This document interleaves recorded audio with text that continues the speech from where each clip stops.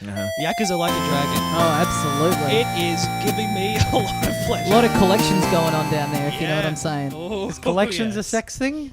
I mean, it's definitely a Yakuza thing. Okay. Yeah, yes. Yeah. So- I'll accept that. Thank you. I've got a dildo shaped like a dragon. Okay. Cool. Haven't played this game though. Yeah, What's it called? I'm actually, weirdly enough, I'm at the point in the game where you can go to a sex shop and buy a giant dildo to use as a weapon. Right. And I had to because it's got better stats than my actual weapon, so I'm using a dildo. But this past week, the PS5 version of Yakuza Like a Dragon came out. Yeah, I think a couple weeks ago now, maybe. Right. But yeah, the PS4 version's been out for months, as has the other version. I think the Xbox Series X version was... That had the upgrades from day one. Yeah, right. Right. Yeah. And that came out late last year. I right? believe it's been 6 months, as people assume the contract that Microsoft paid for lasted for. Sure. I think that's what the case is in this situation. So I started playing this game on PS4 when it came out and really enjoyed it, but had a bunch of other stuff to play. It was, like Cyberpunk, there was a bunch of stuff towards the end of the year, and it just sort of dropped away. And yeah, it was using the PS5 release as sort of a motivation to get back in. Yep. Have not been playing the PS5 version because I can't tell the difference. I specifically installed it and opened it and had to start a new game because your save does not carry across. Really? What? Yes. Wow.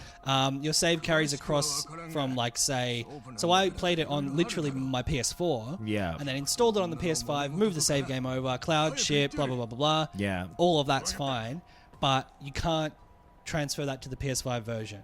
That's really weird because when I downloaded it, it's listed as PS4 and PS5 version. It's not like some things have like a different version in the online store. Yes. I could only download like one version of it, and then he just assumes what console you're in. No, you would have downloaded the PS4 one or the other version, or both. probably. I Yeah, yeah. If it doesn't say PS4, you probably have the PS5 one. Yeah. When it's telling me, that most games have a thing where it's like, when you see this icon, it'll say like, you gotta go don't turn off the PlayStation 5 if you see this. Okay, well then you have the icon. PlayStation 5 Yeah. version. The way it does it is fucked normally because there's a number of games that have had both versions, and it's quite hard to tell which version you've got installed. So like if I had the PS4 version installed, and I downloaded the PS5 version, I was like, okay, well I guess I have the PS5 version now, so that'll launch.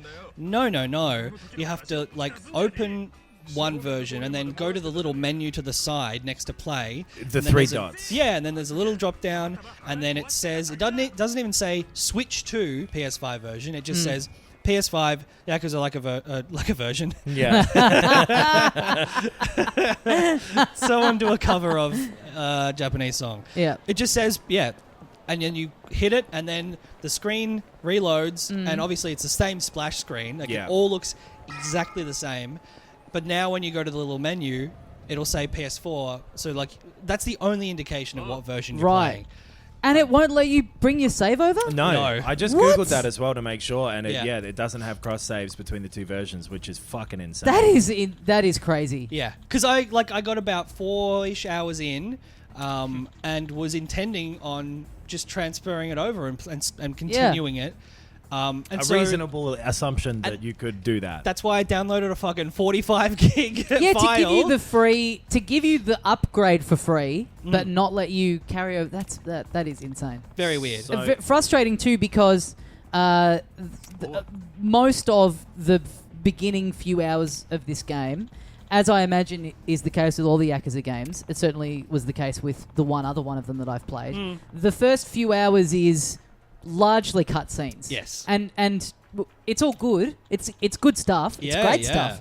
But it is a lot of just basically you watching a movie. Yeah. So, that's very frustrating. Skippable, which is good. Sure. And I had, I didn't save or something. I had to redo a whole section. Or maybe I decided to because I had lost a bunch of money and was like, no, I'm just going to redo this. And had to skip a lot of cutscenes just for one normal main mission. Yep. But you can skip them, which is good. Yeah. Point being, figure out which one you want to own and play. Start that one. And start that one. Yep. But yeah, like I said, I tried the PS5 version. Apparently, it's just loading times are faster and stuff like that. Like it's optimized for loading the PS5. times are incredibly quick to the point where it's kind of almost a little bit annoying because it's got that thing where, you know, the loading screen will give you a little plot recap or perhaps a little, you know, hint in game, and it flashes up for maybe 1 second, which is like great for the purposes of, you know, your immersion in the experience. But when it's got stuff that, you know, some games will have it up and then it'll have a little thing like, oh, it's loaded now, it's ready, press X. Yeah. Like it kind of keeps bringing up this stuff and it's kind of driving me insane because I'm like, what the fuck does that say? Yeah. But it gives you an option in the menu to have a graphics mode that is normal or high resolution. And I turned the high resolution on and it's something about it, like it's I kind of found this with Spider-Man 2, like jumping back and forth between them when you get used to the very smooth frames per second as the default, dropping it back, sacrificing that for the clearer image, it's really hard to get used to. Right. And I kind of always just end up feeling like this just feels nicer to play at a smoother frames per second than just like bits of graphical fidelity that I might stop and, you know, look in a puddle and be impressed by that. Yeah. I kind of would rather, especially the bits that you're playing, you're kind of walking through the streets. Yeah. You sort of want that to feel smoother and it just seems a lot more impressive and fun And that's, when it's running at 60. That is all it is. That I'm just I'm checking the feeds, making sure we got the correct info. Is what it says, which is unintelligible. Yeah. No, I've jacked in, and it's either 60 frames per second or 4K at 30. Right. Those are the upgrades, and that's it. There's not like, you know, the textures are so like it's nothing. The controller isn't getting used. Yeah. No. There's no like It's- ray tracing at it or whatever. It's kind of hard to tell, honestly. Like, I turned it on for a bit, and you don't really notice it all that much dropping it. Like, you do notice the frame rate, or I found myself noticing the frame rate a lot, that it wasn't really worth the sacrifice. Because at the end of the day, yeah, it is something that was developed predominantly for the PS4. Yes. So it might have a little bit of a boost to it, but nothing that really seemed worth sacrificing that fluidity for me anyway. Yeah. And the PS4 version looks great. Yes. Like I'm continuing to play that. I've sunk a lot of hours into it over the past sort of couple of days. It's fucking good. And yeah, the PS4 version looks fantastic. It's and it runs well as well. It's a very dynamic, like packed with people city. Yeah. There's a lot of detail. There's a lot of shops you can go into. There's a lot of stuff going on all the time. There's, you know, music playing and like and it runs perfectly. I haven't noticed a single frame rate issue with the PS4 version. Yeah. Cool. Yeah. So whatever version you get, gonna be good. Yes. But what about the game? What do you do? What do you do? What do you do? What do you do? Yeah, so what do you it's- like? I was thinking while I was playing it, because you pointed out, I think you pointed out recently, Ben, that it's funny that this series and Persona did like a bit of a swapperoo, Yes. where these games have always been action games. They've been real-time combat, kind of arcadey style combos and whatnot. And this takes that all away and makes it all turn-based. So it's basically, all of the kind of trimmings are exactly the same from Yakuza 0, which is the only other one in the series I've played. But again, I assume that they're all like that. Yeah. Sound Those effects are the being, like, same, layout. Semi-open world crime game. Yeah, massive, convoluted stories. Very sort of like if you've seen like Hong Kong, you know, cop crime action films like that. Sort of double crossing. Yeah. A lot of big sort of operatic plots. And then, sandbox worlds with beat 'em up combat. Cool. Yeah. With like a And- sense of humor running through. Hey? Absolutely, Yeah. yes. And yeah. also a ton of side stuff to do, like mini Yes. games, and that's kind of, I think that's like the other big touchstone of the series, right? Like, in some cases, like hundreds of little like darts and RC cars and just all this sort of stuff, Karaoke like and littered across the city for you to kill time with. Yes. In between doing the missions and stuff. And as with the Zero, just plot immediately gripping and just fantastically written. Just really, really absorbing stuff. Takes a very long time to get going. Like the entire first chapter is this just really drawn out setting the scene kind of as it's doing tutorial stuff in it. But yeah, certainly in the very beginning, you can go easily an hour at a time without pressing a button. Right. Like, you're basically just watching a movie. Yes. But all that stuff is so fantastically done that it doesn't matter. Yeah, I really like the acting of... Oh, I'm listening to it in Japanese with Same. subtitles. Yeah. The voice acting, or at least, the performance of the lead character, Kasuga, is great. It's really fun. Because I know, like, the previous Yakuza games have mostly centered around the same one or two characters. Yep. So this is, like, a brand new one.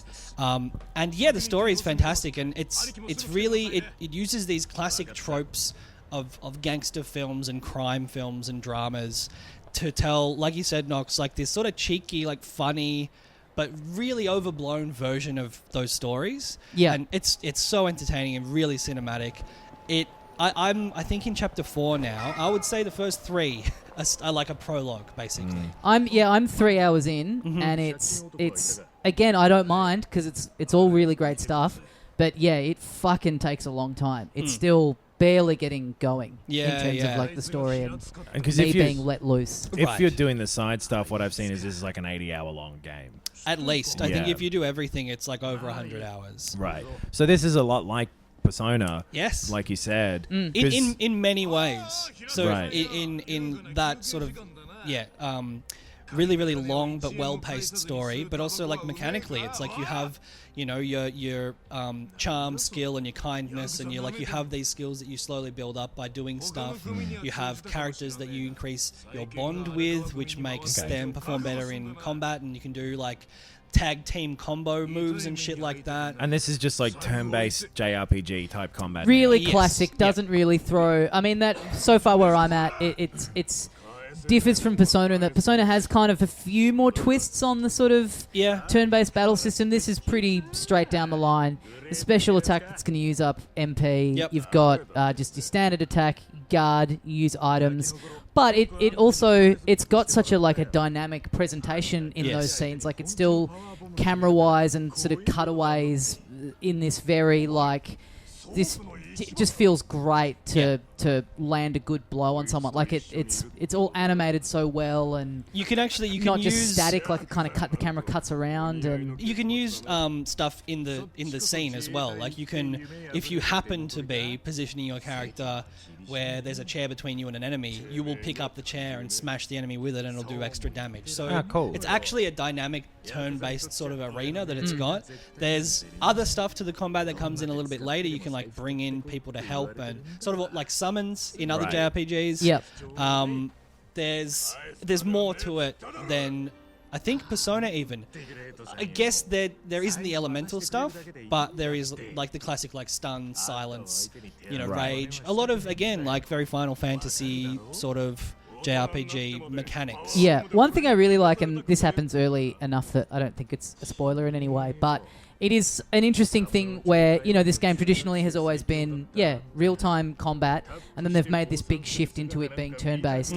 And the main character talks very early on about how he grew up loving the Dragon Quest series. Yes. And that when he fights, he's like, I just picture myself like I'm in that video game, which I thought was like a really cool way of explaining this and just like contextualizing like why this game feels different to all the other ones when it's in the same world. It's like, oh, this is all in his head. This is his interpretation of it. Yeah, and I think like that gets referenced a little more heavily the further in you go. Right. Not in any sort of like massive like transformative way, but he just, it gets referenced more and more. There's also references to like Pokemon that I've seen, like very overt references and things that you do. And it's all like really funny. Like I genuinely think it's well written stuff. Like it has a very knowing sense of humor. Yakuza Like a Dragon pulls off a feat that few video games can, in that it's actually funny. It frequently had me laughing out loud. But yeah, the character design in these games is always great. There's always like great care given to like the costumes of the characters. I find really impressive. Like people look, just the way people are dressed is like so kind of over the top and interesting, especially for an organization that are all, basically in suits, right? Yes, but they still find ways to like make people look so dynamic and kind of like stick out, and sort of like immediately when they're introduced, you get like such an idea of just what they're about, from just like what they're wearing and how they look and everything. It's very cartoony in that way, where it's like we've included these very specific details to give you a really broad and explanatory picture of who this person is, just with like one jacket that he's wearing or something like that, like it. And it has, I guess, a cartoony vibe to it in general, which is odd because it's like also a very detailed, realistic representation of like Tokyo and then Osaka and Yokohama. Like it manages to be really over the top and crazy, as well as very realistic. Yeah, cool. Yeah. It just manages to be entertaining all the time, it feels like. I definitely want to get around to playing this as well, because those other Yakuza games, I tried a couple, really liked them, ended up putting them down because I didn't really enjoy the combat. Yeah, right. The brawling stuff just wasn't for me. I don't think it really felt good in those games. Yes. And I couldn't get a handle on it maybe, but this sounds awesome. That's why I also have never finished any of them, and I also didn't finish Judgment, which is a really fantastic detective game with a similarly great story, but it's a beat 'em up game, and I feel like I was suffering through or sacrificing my enjoyment of the combat for like really good stories, but that only gets you like 20 hours. Yeah, right. Yeah, but totally. I'm fucking loving this. It's so fun, and I'm just buckling in for like a good 2-3 hour session every night now. It's really fun. Playing it in your car. Well, the misso won't let me play it on the bloody TV. Yeah, let's bail on this Bendigo gig, Adam. Let's both fire. I'm going to play it in the car on the way up. Fuck. Yeah. You drive. Well, check it out. It's really great. Would recommend it to anyone if you've got an interest in RPGs in any way. I wonder if maybe it's the fact that it's kind of this combo of two things is going to mean that it gets kind of a bit lost for some people. Yeah, I hope it doesn't, because it's just like when you boil it down, it's a really good JRPG with a really good story, and I hope that people aren't put off by it being the 7th in a franchise and all of that stuff. Just if you like that kind of game mechanically, give this one a crack, because it's it really also fun. would be a good one to. I think it would be a good one to have on with a partner who doesn't play games, but occasionally enjoys watching you play more cinematic stuff. Because the first like hour and a half to 2 hours, well, even 3 hours where I'm at, is just basically a movie with you doing odd little bits of tutorial-y kind of stuff, but you can just really settle in if you start it from the start with a partner that just likes cinematic kind of stuff. Yeah, I think see that being really good. More so than the other Yakuza games too, because the turn-based combat is a little more like the beat-em-up stuff is very arcadey and very just button mashy, whereas the turn-based stuff you can like have a conversation with your partner if they're watching you, or you can pitch in. Like I'll do them in a minute. Well, no, they have to soak, so I'm not going to do them yet. They have to soak. Yes, the children have to soak. But you can collaborate on even the combat, and then right after you finish a battle, you're probably going into a fun cutscene. That's a really good call. Yeah.